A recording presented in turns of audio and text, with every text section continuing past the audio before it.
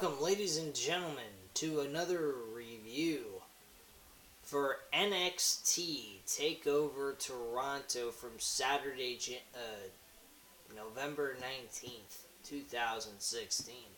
Ladies and gentlemen, there's one thing to say. As you've already been, probably already took a look at the Survivor Series review. If you haven't done so, please do so. I have a good opinion on that. It is short and straight to the point, but it definitely gives an overall opinion of what I thought of Survivor Series.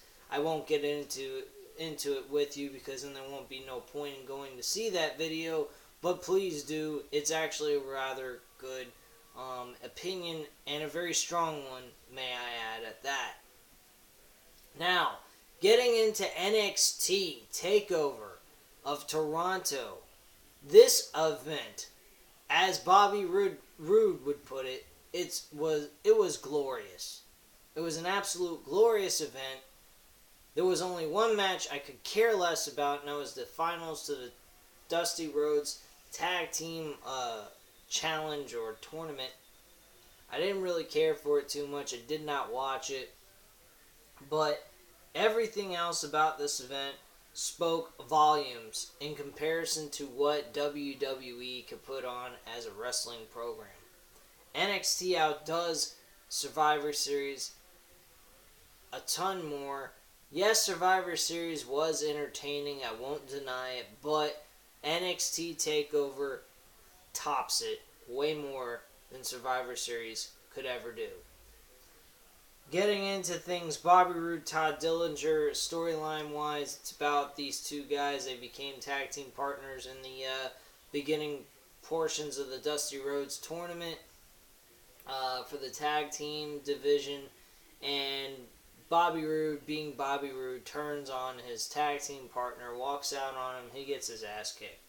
Ty Dillinger, Mr. 10, I think that's what they should call him, Mr. 10, he went ahead and took back to what he felt was an actual insult to him, and he fought back. He got his revenge. He beat his ass. Bobby Roode and him led to a matchup, in which case was a 3.5 out of 5 stars match. This was absolutely entertaining. Bobby Roode and him were countering each other's moves. Back and forth action. 16 minutes and 28 seconds of pure great action entertainment wrestling that you can't find anywhere else but on NXT. And I have just come to the conclusion, as my friend Matthew has mentioned, I am going to start doing reviews on that. I am tired of wasting my time watching these Raw episodes. SmackDown's good. I love SmackDown. I think it's very entertaining. It is my type of show. But Raw is really bleh. It's bland. It's boring. It has no value. It has no momentum. It has nothing to show for it. It is just a complete boredom. It's bullshit. Horrible storyline writers. Horrible decision makers. Just horrible all around. And it's more than what it's worth. It deserves more. It is Raw. It's a flagship show. It should be given more care towards what it is, and yet it isn't. And they call it the flagship show, yet it looks like a flagship of shit. That's all I have to say on that. But yeah, Bobby Roode and Ty Dillinger was an outstanding event to start off the show. I really enjoyed watching these two guys work together. Todd Dillinger isn't exactly my favorite wrestler on the NXT roster, but he's a good talent nonetheless. I don't ever see him making it to the main roster. I don't think it would be safe for him to even go to the main roster, because just his character alone does not fit on WWE main roster programming. Bobby Roode, on the other hand, he would definitely make it because he's already a made star from another organization, so if they ever wanted to decide to put him on the WWE main roster, he could definitely get away with it. If they wanted to make a really good storyline and a good faction, they should build a TNA faction around with AJ Styles and him, and fucking have them control SmackDown. I would love to see that. Bobby Roode, Samoa Joe, AJ Styles, Austin Aries, the four of those guys, just those four guys, running hot shot through SmackDown and just demolishing SmackDown with TNA talent, showing that they are superior. They belong in where the big boys play, basically stealing from WCW. That would be a fucking awesome idea. And then Sensei Nakamura being on the main roster and him being the sole guy that takes down those four guys against AJ Styles, and those two have fought each other for the IWGP Championship in New Japan Wrestling. So that would be fun in itself, just to watch a storyline like that develop on WWE main roster programming.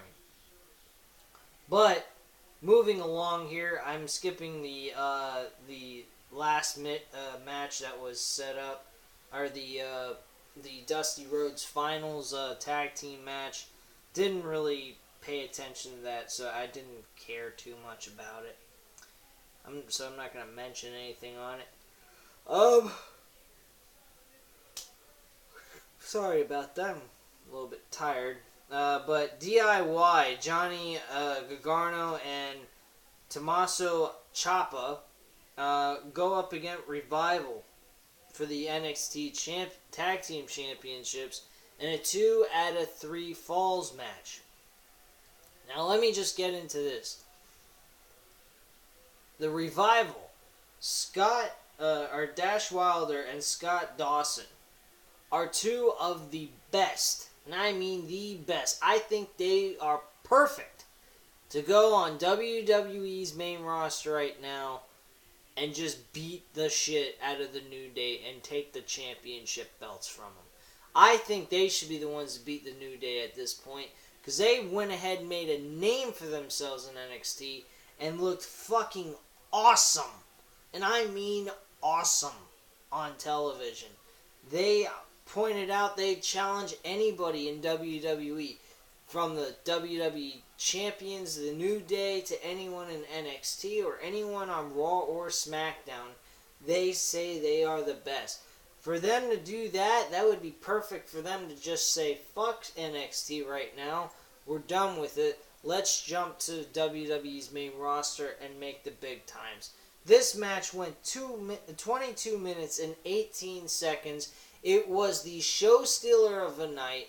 It was the best tag team championship match I have ever seen in such a long, long time. And my God, this was outstanding tag team wrestling. Brought back old school days of wrestling. I love this match. All four men should be given a fucking trophy for this. They were outstanding. This match was a 5 out of 5 stars. Johnny Gargano and Thomas Ciampa won the tag team titles 2-1, as expected, with it being a 2 out of 3 falls match. But regardless of Revival losing, they still looked outstanding. The ending was picture perfect. These two men, Scott Dawson and Dash Wilder, they're both laying there in the middle of the ring in submission holds by both of their tag team opponents, and they're struggling so hard not to tap out. They don't want to, but because they were in it for so fucking long, yet they couldn't figure out a way to get themselves to the ropes because they pretty much was just in submission and in checkmate, that they had nowhere else to go. They just tapped out. You can't go ahead and look at them down about the way that image looked. You could tell they were trying so hard not to give up, but they just didn't have anywhere else to go. As in chess, if you're in checkmate, there ain't nothing you can do but tap out. And that's what they did. Outstanding performance by all four men. I love this match. I would watch this again and again and again. It reminded me, it was just as good, maybe even a little bit better than Nakamura and Sami Zayn's match from NXT Dallas. So it was an outstanding match, and I loved watching it. Asuka defending the NXT Women's Championship against Mickie James. Very standard, okay, decent match. Really enjoyed it. 4 out of 5 stars. Definitely was well worth it. I was really impressed by the action by both women. Mickie James actually shocked me. She still can go. I hope to see her again in another rematch against Asuka. And I'm definitely going to continue to watch NXT as long as they're actually doing NXT matches, not just freaking previews or reviews on what happened for the NXT events that occurred for takeovers. So not much to say about Asuka and Mickie James. Pretty straightforward, standard match, but it was good nonetheless. So again, like I said, 3.5 out of 5 stars. The last match on the card was the NXT World Championship match between Samoa Joe and Shinsuke Nakamura.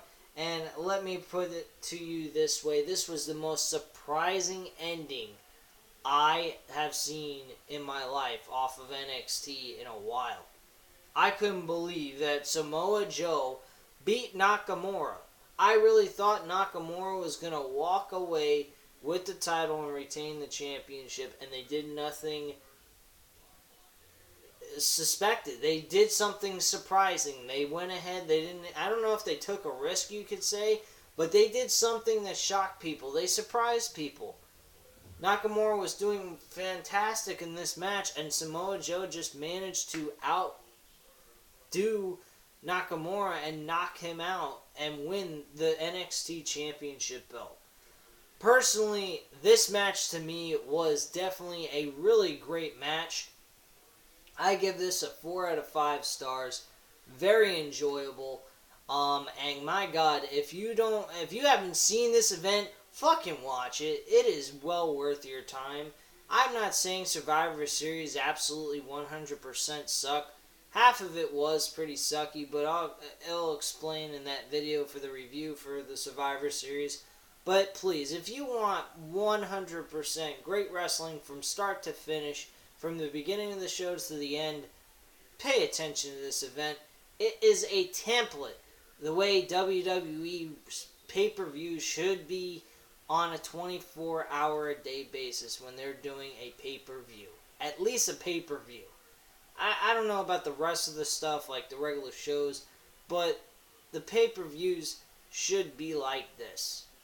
And this was a prime example of how a pay-per-view should be. Anyway, ladies and gentlemen, I hope you enjoyed the video. Leave your comments and opinions down below. Hit the subscribe button, and have a great night, guys. And also hit the thumbs up if you enjoyed the video, alright?